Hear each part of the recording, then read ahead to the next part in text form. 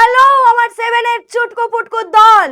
পরীক্ষা তো আর হাতে গোনা 1-2 দিন, তার মধ্যে কিন্তু আমি নিয়ে চলে এসেছি ফাইনাল সাজেশনের ভিডিও। একদম শেষ মুহূর্তের প্রস্তুতি। পড়া তো সবার কমপ্লিট, সবার রিভিশন কমপ্লিট। এবার শুধু দেখতে হবে যে কোন কোন কোশ্চেনগুলো, কোন কোন জায়গা থেকে কোশ্চেনগুলো ইম্পর্টেন্ট, কোনগুলো আমরা করে গেলে শুধুমাত্র কমন তো পাবোই, তাছাড়া আমরা ওভারঅল একটা আমাদের রেডি আমরা হয়ে যাব। তো চলো আমরা আজকে দেখে নেব যে আমাদের কি কি ইম্পর্টেন্ট কোশ্চেন আছে। তার আগে স্টুডেন্টস একটা কথা বলে দিই, আজকের যে এই সাজেশন তার পিডিএফটা তোমরা কিন্তু পেয়ে যাবে পিডব্লিউ অ্যাপে গিয়ে। পিডব্লিউ বাংলা ক্লাস 7 এই চ্যানেলে তোমরা এনরোল করলে আজকের সাজেশনের পুরো পিডিএফটা কিন্তু তোমরা এখানে পেয়ে যাবে। তো চলো দেখে নিই আমরা কি কি আছে কোশ্চেন। প্রথমেই তোমাদের নোট বই থেকে আমরা দেখে নেবো। দেখো নোট বই থেকে আমরা কিছু কিছু কোশ্চেন এখানে দেওয়া আছে, যে কোশ্চেনগুলো কিন্তু বড় কোশ্চেন।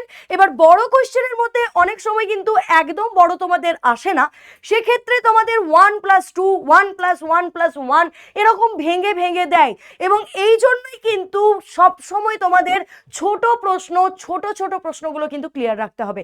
ছোট কোশ্চেন ক্লিয়ার রাখলেই তোমরা কিন্তু সেইগুলোকে ভেঙে ভেঙে সেইগুলোকে জুড়েই বড় কোশ্চেন করতে পারবে।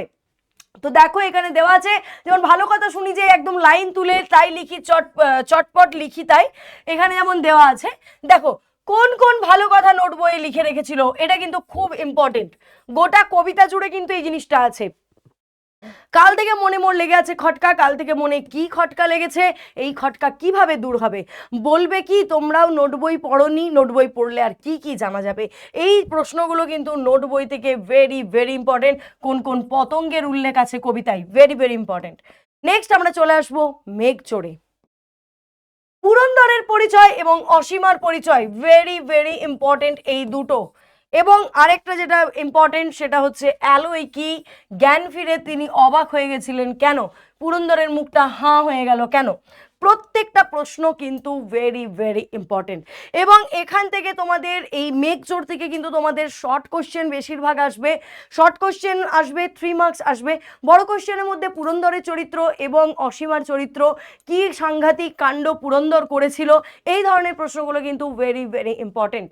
ওকে, নেক্সট দুটি গানের জন্মকথা। জাতীয় সঙ্গীত কোন উপলক্ষে প্রথম গাওয়া হয় এবং জনগণমনর ইংরেজি নামকরণ কি করে সেটি লেখো। এগুলো শর্ট প্রশ্ন তোমাদের দিয়েছি। জাতীয় মন্ত্রটি কি, সেটি কার রচনা? নেক্সট হচ্ছে কাজী নজরুলের গান, এবং কাজী নজরুলের গান থেকে যে লাইনটা খুব ইম্পর্টেন্ট, যে এই ছিল তখনকার স্বদেশী মিটিংয়ের রীতি, কোন রীতির কথা বলা হয়েছে? কাজী নজরুল ইসলামের গান শুনে লেখকের মনে কোন অনুভূতি হলো? এটা কিন্তু very very important question. Next স্মৃতিচিহ্ন।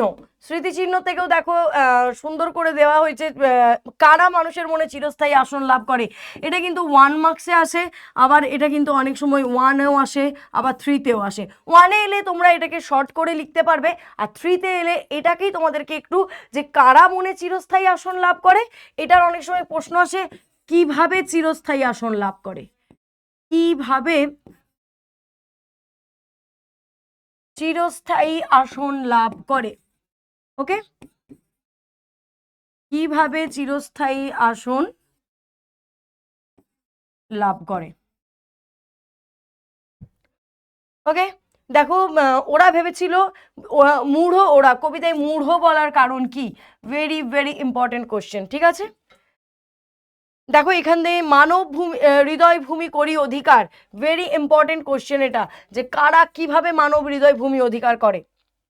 Next চিরদিনের, এখানেও পল্লী প্রকৃতির যে বর্ণনা, এটা কিন্তু খুব ইম্পর্টেন্ট কোশ্চেন। আর এ গ্রামের পাশে বিদ্রোহ বুঝি করে, ব্যাখ্যা করো। বা এরকমভাবে আসে একথা বলার কারণ কি, একথা বলার কারণ কি। ব্যাখ্যা অনেক সময় আসতে পারে, আবার প্রশ্নটা ধরেও দিয়ে দিতে পারে যে একথা বলার কারণ কি। ওকে, নেক্সট আছে ভানুসিংহের পত্রাবলী।